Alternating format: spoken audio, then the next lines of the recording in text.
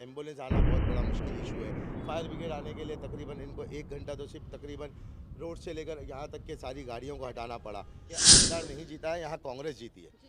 Congress party को लोगों ने वोट दिया है, आमदार को वोट नहीं दिया है। आमदार बिल्कुल अपने काम में फेल है और हम चाहेंगे, उनसे गुजारिश करेंगे कि यहाँ भी इंसान रहते हैं। जिस तरीके से आप अपने फ्लैटों में रहते हैं, जिस तरीके से आप वॉलेस में रहते हैं, उस तरीके से यहाँ की जनता भी रहती है। इनके बारे में सोचे, इन छोटे छोटे मासूम बच्चों के बारे में सोचे, ये 600 फैमिलीज़ के बारे में सोचे जो आज सफ़र करेगी। इनका कोई पूछने वाला नहीं है। आज इनके घरों को बर्बाद हो गई है। इनके छोटे छोटे बच्चे जो है ये मस्जिदों में और यहाँ के जमात खानों में लोगों ने रखे हुए। आवाम से भी गुजारिश है कि वो आँख पे पट्टी बांध कर जो है वो ऐसे फ्लैट्स नहीं खरीदे जहाँ पे उनको सिवाय जान के नुकसान के कुछ नहीं। अस्सलाम वालेकुम। और मैं आज यहाँ निशान पाड़ा पे आ गई हूँ जहाँ अंसारी हाइट्स में आग लगी थी और आग को तकरीबन 4 बजे के करीब बुझाया गया है। तो आज हमारे साथ जुड़े हैं यहाँ के सोशल वर्कर, वो है शोएब खतीब। सो अस्सलाम वालेकुम। वालेकुम सलाम। कैसे हो आप? और सबसे पहले तो वेलकम टू वीरल बयानी। बिल्कुल, अल्लाह का शुक्र, अल्हम्दुलिल्लाह। आज का हादसा हुआ है आपका, हमने वीडियो देखा जहाँ पर आप कह रहे हैं कि हम इस चीज़ के ऊपर कार्रवाई करेंगे। तो पहले तो आपका स्टेप जानना चाहेंगे कि आपकी कार्रवाई अब क्या होने वाली है। देखिए, सबसे पहली चीज़ तो ये है कि ये जो टावर्स बनते हैं, जो बिल्डर लॉबी काम करती है, लोग जो है करोड़ों रुपए देकर अपने घर को, आशियाने को बनाते हैं कि एक सुकून की ज़िंदगी जिए।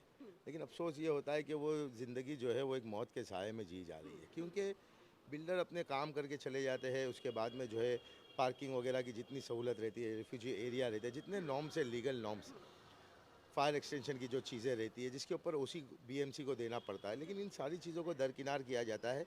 और उसके बाद में जो है लोग अपने घर को, आशियाने को ले लिए जाते हैं और उसके बाद बिल्डर जो है अपनी मनमानी करता है। तो ये चीज़ों को देखते हुए बहुत अफसोस होता है, बहुत चीज़ों के, क्योंकि सफ़र जो है ज़िंदगी के लिए एक इंसान करता है, एक इंसानियत करती है, रहने वाले करते हैं।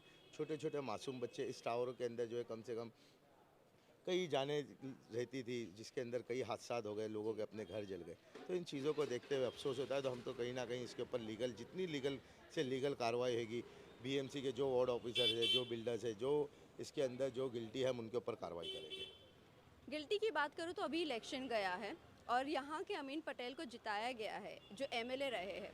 वो हर गली गली जाकर अपनी वोट की मांग ज़रूर करते हैं, लेकिन वो ये नहीं देखते हैं कि कहाँ पर, किस एरिया में किसको क्या प्रॉब्लम है। आपको नहीं लगता कहीं ना कहीं एमएलए भी इस चीज़ के दुश्वार है, क्योंकि उनको ये सब चीज़ें पता थी कि यहाँ पर पार्किंग प्रॉब्लम्स है। आपको नहीं लगता वो भी कहीं ना कहीं इस चीज़ के इनके ऊपर भी एक्शन लेना चाहिए? देखिए, एक आमदार और एक कॉरपोरेटर का काम रहता है कि उनको चुना इसलिए जाता है कि लोकल सेवा जो है, लोकल लोग जो है, जो उनके वोटर्स है, आवाम है, वो उनको बेहतर से बेहतर सहूलत दे। गवर्नमेंट की जो पॉलिसीज़ है उसको अच्छे से अच्छे इम्प्लीमेंट करे। 15 साल का एक बहुत बड़ा अरसा है, हमने इसी मुद्दे को लेकर जो है इलेक्शन लड़ा और आवाम के और जनता के जो सवालात थे और जनता के जो हालात थे, उसको देखते हुए कि आज गली में से एम्बुलेंस आना बहुत बड़ा मुश्किल इशू है। फायर ब्रिगेड आने के लिए तकरीबन इनको 1 घंटा तो सिर्फ तकरीबन रोड से लेकर यहाँ तक के सारी गाड़ियों को हटाना पड़ा। चीज़ों को कब हम बदलेंगे? हम यहाँ से 2 किलोमीटर दूर चले जाते हैं, नरीमन पॉइंट पे आप चले जाएँ, एक अलग लाइफ स्टाइल है। आप यहाँ से जो है लाल बाग परेल चले जाए, एक अलग लाइफ स्टाइल है। हमको क्यों इस गंदगी और दलदल के साथ में ज़िंदगी जीना पड़ता है? असल चीज़ तो यही है कि जो चुन कर आते हैं उनकी ज़िम्मेदारी होती है कि वो बेहतर से बेहतर सहूलत दे। अब ये बताइए, 2009 में, 2010 में जब ये बिल्डिंग का फाउंडेशन रखा गया था, जब प्लान पास हुआ था, जब अप्रूवल हुआ था, उसके बाद में क्या क्या वजह थी कि जो आमदार ने उसको फॉलो नहीं किया? जो नॉर्म्स थे उसको फॉलो नहीं किया गया। एम्बुलेंस के लिए जो चीज़ें रखी जाती है, फायर ब्रिगेड के लिए जो चीज़ें रखी जाती है, उसके लिए नहीं किया गया। तो ये ज़िम्मेदारी तो हर एक के ऊपर है और ज़िम्मेदारी आम नागरिक के ऊपर भी है, जो घर खरीदते हैं उनके ऊपर भी है, यहाँ के जो रहवासी है उनके ऊपर भी है। तो हम जो है सब तमाम लोगों से गुजारिश यही करेंगे कि आप अपनी ज़िम्मेदारियों को समझें, ताकि एक इंसान जो है अपनी ज़िंदगी सुकून से जी सके। बिल्कुल। लेकिन सुकून तो तभी जीता जाएगा ना कि यहाँ पर जब कॉरपोरेटर या एमएलए जो भी आते हैं यहाँ पर, यहाँ से जब सीट जीत कर जाते हैं और वही अपना फुलफिल नहीं कर रहे काम, तो कहीं ना कहीं ये भी होता है कि सिटीज़न अपनी जो चीज़ें हैं, अपना जो हक है, वो खुद अपनी राइट्स भूल रहा है। आपको नहीं लगता ये चीज़?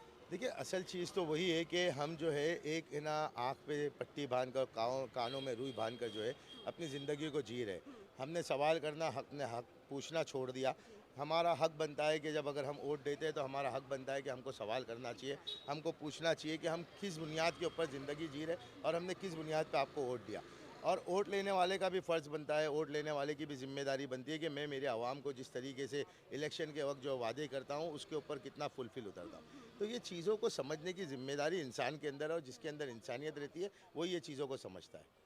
और आज जो हादसा हुआ है कहीं न कहीं ये हादसे से यहाँ के रेसिडेंट्स भी ज़िम्मेदार है। आप इसे भी मान सकते हो क्योंकि यहाँ पर ना ही तो पार्किंग है। सबको पता है यहाँ की देखिए, पार्किंग बिक चुकी है। मैं एक चीज़ बताता हूँ, सिर्फ इसी टावर की बात नहीं करता हूँ। मैं जो है मुंबा देवी के अंदर जो है ऐसे कई वार्ड्स है, ए वार्ड, बी वार्ड, सी वार्ड, डी वार्ड, ई वार्ड जो भी है, उसके अंदर जैसे मुफलिर टावर करके पीछे है मुफलिर हाइट्स, उसके अंदर जो 15 माले की रिफ्यूजी है वो पूरी की पूरा के पूरा रिफ्यूजी सेल आउट किया गया।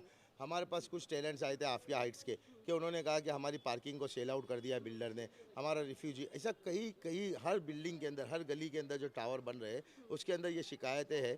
और इन चीज़ों को लेकर हम बिल्कुल आवाम के बीच में जाएंगे और आवाम को जो भी लीगल फैसिलिटी चाहिए हम उसको प्रोवाइड करेंगे। बोलने का मकसद ये है कि बिल्डर अगर कहीं पे पैसा लेता है तो वो इंसानियत के साथ और इंसान जानों के साथ ना खेले। आमदार और कॉरपोरेटर का काम है कि वो उसके ऊपर बारीक से बारीक नज़र रखे। ओसी आने के बाद में सोसाइटी रजिस्टर हो रही है, सोसाइटी हैंड ओवर हो रही है, नहीं हो रही है, ये चीज़ों को कहीं ना कहीं जिम्मेदारी आवाम के साथ साथ में आमदार की भी है, कॉरपोरेटर की भी है। बट इसी के साथ साथ अभी हमने आज जब ये चीज़ें हो रही थी इस बीच हमने सुना यहाँ पे 400 बाइक्स को हटाते हुए 1 घंटे निकले और अभी आपने ही खुद ने कहा कि फायर ब्रिगेड यहाँ पर आते आते 1 घंटा हुआ है अंदर एंट्री लेते थे जब तक कि बहुत मामला बढ़ चुका था। सो कहीं ना कहीं ये कह सकते हैं कि कुछ तो यहाँ के रहवासियों को भी समझना पड़ेगा। देखिए, मेरी एक बात बताइए, आज 4 माले की बिल्डिंग है या 3 माले की बिल्डिंग है, उसके अंदर जो रेसिडेंशियल है वो 20 से 22 रेसिडेंशियल रहते हैं। उस 20-22 रेसिडेंशियल के लिए इनफ स्पेस है पार्किंग के लिए।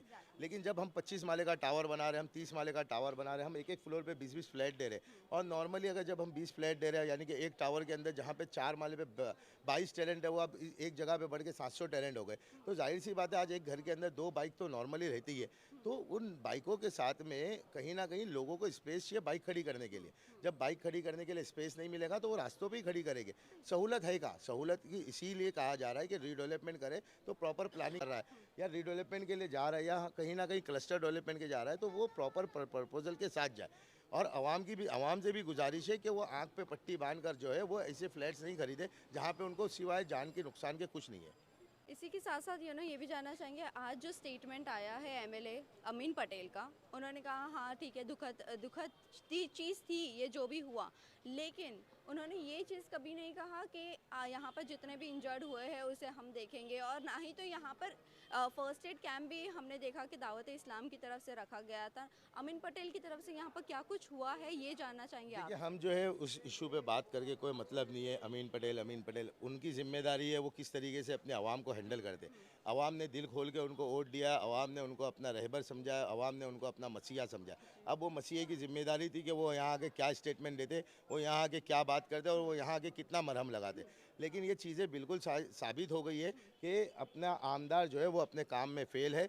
और मैं आपके चैनल के माध्यम से एक चीज़ और करके मुकम्मल करूँगा कि आमदार नहीं जीता है, यहाँ कांग्रेस जीती है। कांग्रेस पार्टी को लोगों ने वोट दिया है, आमदार को वोट नहीं दिया है। आमदार बिल्कुल अपने काम में फेल है और हम चाहेंगे, उनसे गुजारिश करेंगे कि यहाँ भी इंसान रहते हैं। जिस तरीके से आप अपने फ्लैटों में रहते हैं, जिस तरीके से आप वॉलेस में रहते हैं, उस तरीके से यहाँ की जनता भी रहती है। इनके बारे में सोचे, इन छोटे छोटे मासूम बच्चों के बारे में सोचे, ये 600 फैमिलीज़ के बारे में सोचे जो आज सफ़र करेगी। इनका कोई पूछने वाला नहीं है।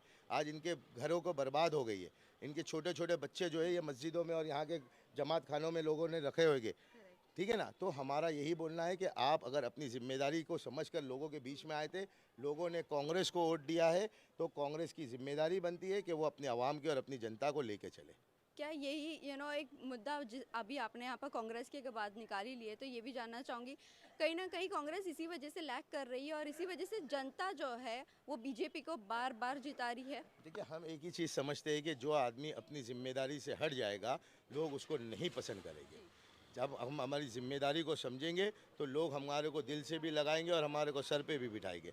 लेकिन हमारी जिम्मेदारी जहाँ ख़त्म हो जाती है, हम आँख पे पट्टी बांध लेंगे तो लोग जो है, यही वो जनता है जिन्होंने राहुल गांधी को अमेठी और रायबरेली जैसी सीटों से हराया और यही जनता है जो फिर से एक मरतबा कांग्रेस को इस आस पे लेकर आई कि हम जो हमारे मासूम बच्चे, हमारी ज़िंदगियां जो है वो कहीं ना कहीं सुधरेगी। अब भी मौका है, अब भी वक्त है कि हमारे लिए काम करे। आखिरी में जाते जाते ये जानना चाहेंगे, बीइंग अ सोशल वर्कर, यहाँ पर अब आप इन लोगों की क्या मदद करोगे, और अभी जो मस्जिदों में रह रहे हैं तो उनको किस तरह की सुविधा देखिए, मिलेगी? मैंने एक मिसाल दिया कि लोग जो है अपने घरों से बेघर हो गए तो वो कहीं ना कहीं जमात खानों में और मस्जिदों में रहते हैं। हमारे से जो बन सकेगा लीगल, जो भी प्रॉब्लम रहेगा, हमसे जो भी लीगलिटी हो सकेंगे हम बिल्कुल करेंगे। Thank you so much thank you. विरल भयानी के साथ बात करने के लिए। Thank you.